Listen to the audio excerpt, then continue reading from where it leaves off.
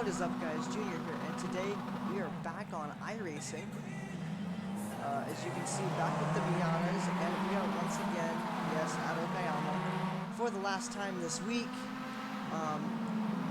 So yeah, fun race for sure. You can see into turn 1 I end up hitting the 3. I didn't expect the dive bomb, although I really should have. Both of us are able to keep the cars straight though. I'm able to make a move on the 7, and then I end up getting held up by the 4. Which is only allowing the 3 to get further away, and then heading through these fast S's.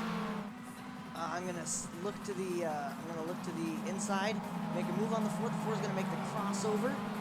I'm gonna try and get a better run out of the hairpin than he does because of that move, but it's gonna be unsuccessful really.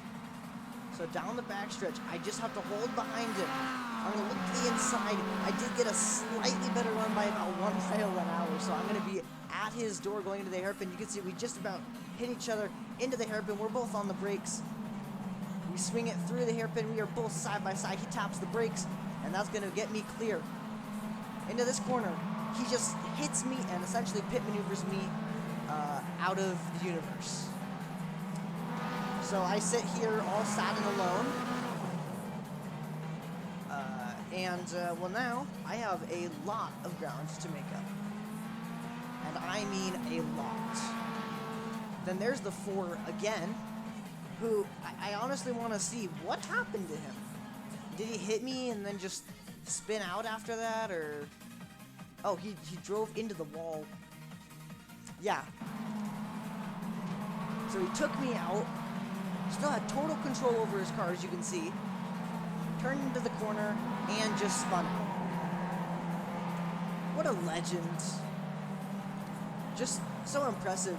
But the most impressive part, I think, is how he just totally how he just spins out. He just spins into the wall. That's the most legendary part of the whole maneuver, I gotta say. So yeah. After that, I then had to try and hunt down the guys ahead of me. So through the hairpins, what I personally think are some of my best corners. I'm trying to catch that purple and green car ahead, and I am gaining a lot of ground on him very quick. Through the flat out corner, you can see sliding out like usual. Coming out of the final corner, fully over the curb, and now I'm hunting down that number 8. I do remember going into turn 1, this guy reminded me so much of me as a beginner because of this maneuver right here.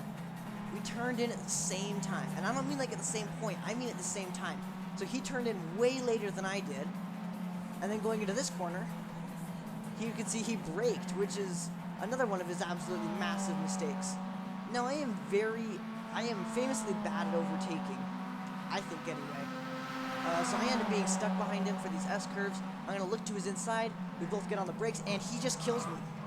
I mean, just the kamikaze of this absolute century. Like, we thought that guy last Friday, or last Saturday. We thought that guy last Saturday was an absolute kamikaze.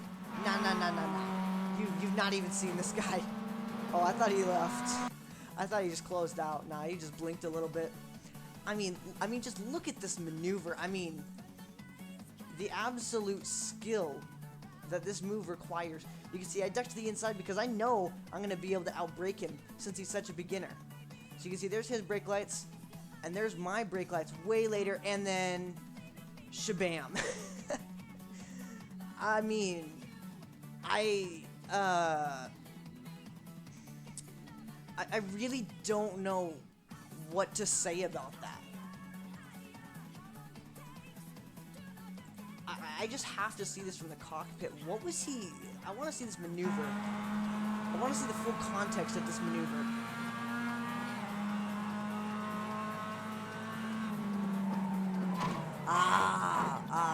I see.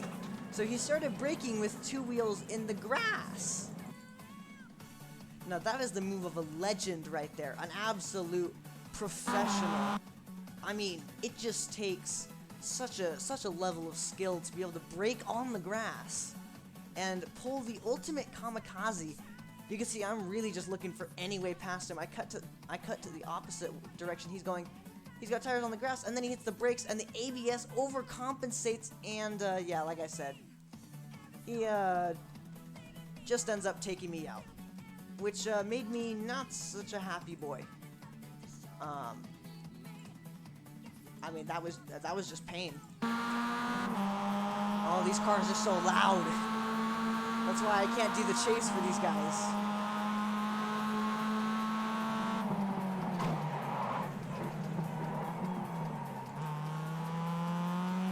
But this is about everything I saw coming. All right.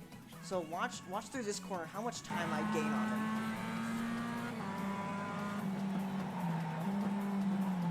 I mean, just like that, I'm already on his back bumper, lifting, having to overcompensate because of him. Then through these S's, you can see I'm just looking for an opening, a way past. And here's the best part, okay? Here's the best part of the whole thing, okay? So he goes on the grass. I see his brake lights. I'm at 106. And I'm like, oh yeah, I'm good. I get to 107. You can see I'm still full throttle, 108. And then I lifted, hit the brakes, and it's right about, I'd say probably right here that I realized he was getting closer to me. I mean, it's not like it was a dramatic close when you're going like at a slower speed. You can see, I mean, you can see, because that wasn't my normal turning point. You would never, especially, well, I wasn't going to do my normal turning point anyway, but if you're looking at that's where the direction I'll go, I'm just going to totally cut the corner in the grass. So why would I ever do that? It's because I noticed at the very last second that he was losing the car.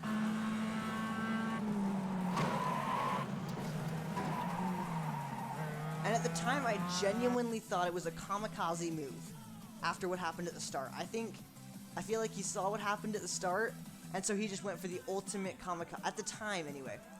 I thought he was just going for the ultimate kamikaze, because like I said, I had no context as to what happened.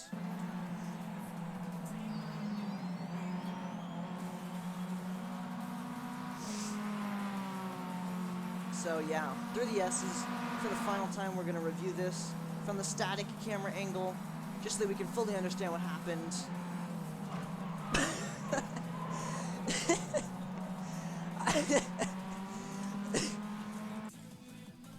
I mean, it just looks like such a meme. I mean, just what happens. I swing in one direction, I swing to the other. You can see the one turns into the hairpin, going like the ideal line. He just goes flying. Oh my gosh. I mean, it's like a straight, oh.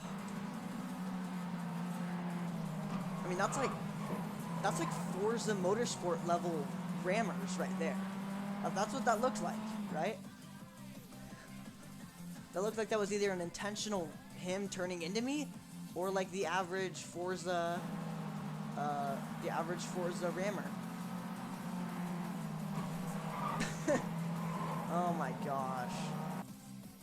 Still just can't believe that happened. Oh my gosh, I swear. It just looks so funny. Oh, this angle's gotta be great. Oh, anyway.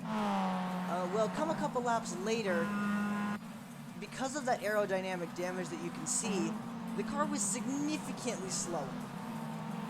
In a straight line anyway. In the corners, it gave me a bit of an advantage because I could enter, or I could brake a lot later than all these other guys. So, even though I was lacking a little bit of downforce, for the most part, I felt like I was a lot faster than these guys because I could just outbrake them. There you can see that Chew is, well, he's dead. So here I am to the S's, hunting down number 1. Going into the hairpin. I'm going to try and outbrake him. It's not exactly going to work, so I'm going to try and get a good run off of the corner. Try and beat him down the straightaway. And it was right about here that I realized, what am I even thinking? I've got the straightaway. I've got damage that hurts me in the straightaway. And, well, you can see just how much he gains on the straightaway because of that man behind me, the number 4. Or no, not the number 4, the number 8. What am I even saying? Look at how much time he's gaining on me. But look at where he brakes and where I brake. I mean, it's just such a dramatic difference. And I still braked way too early. So I was able to get a beautiful exit and try to close up on him. Through this corner. I love this corner. You can see I just dip my wheels on the gravel, but I'm able to save it. Get a nice corner there. Still trying to keep up with him down the short chute. And I didn't really ever feel the damage. Oh, that's what happened. He did the same thing as the 8. He braked while his wheels were on the grass. And you can see how much that hurt him going into that hairpin. But down the short straightaways, the amount of a better run I get out of a corner, it ends up evening out by the time we get to the braking point. You can see he gives me the room for that corner, so I'm going to take advantage of it. But,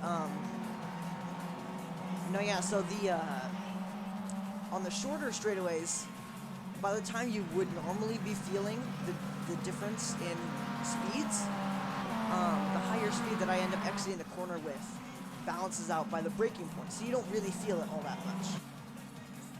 So yeah, come lap 5, I mean, I am closing so much time on all these slower cars. I'm just flying past them. And the 4 with the kamikaze of the century. I mean, just what a send. I mean, you gotta compliment this guy. He wasn't even, I mean, this isn't even the clown, it's the whole circus. Watch this, ready? Dead. Oh, it was almost as impressive as mine. Nearly as impressive as my kamikaze, I just have to say. Down the front stretch. I mean, just look at this maneuver. Looks to the inside. Yeah, he didn't even try to make the corner. That wasn't even a dive bomb. That was a true, and I know I said this on Saturday, but it was a true Japanese kamikaze. Japanese cars and a Japanese track. I mean, what more are you to do than a Japanese kamikaze? Oh my gosh. Into the hairpin. You can see how much later I'm able to break these guys. Oh my gosh. How much I'm able to outbrake these guys under every circumstance. Coming out of the corner, look at how much better of a run I have down the straightaway. But you can see just how quickly it cancels out, and just how quickly that gap starts growing. Look at how far he is already from me. Coming down to the braking zone, look at how far away he is. Braking into the hairpin, you can see I dipped my wheels on the grass, but I got out of the grass just before I started braking. And actually, I'm going to be completely honest with you guys, up until today, I had no clue that braking on the grass would do that to your car. So I'm glad I watched this is why I watch race replays, guys. This is why. It's so that you can learn from other people's mistakes. You can see I just about take off the 5, and then I almost lost it from behind him because he was braking on a straight. So I do a freaking dive bomb to show the set. I do a good old, you guys ever seen that movie Midway? Yeah, I do a good old Dick Best dive bomb. Just send it up his inside. And, you know, I say it went pretty well, honestly.